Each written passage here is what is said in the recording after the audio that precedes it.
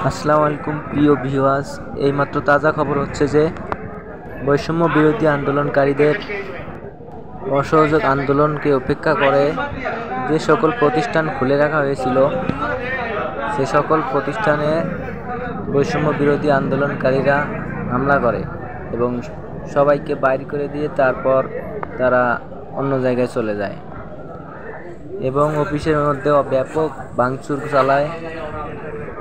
আপনারা নিজের চোখে দেখুন। এ সকল ঘটনা ঘটেছে গাজীপুর মাওনায়। এর মধ্যে আন্দোলনকারীদের একটাই কথা ছিল যে তারা বৈষম্য বিরোধী আন্দোলনকারীদেরকে উপেক্ষা করে কেন অফিস আদালত খুলে রেখেছেন।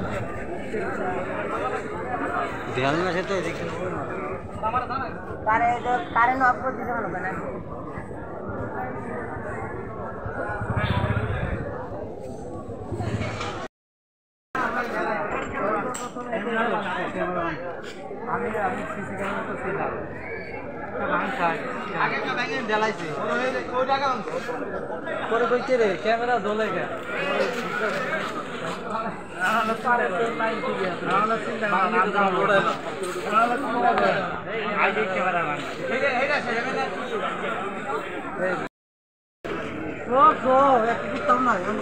তো বাসাতে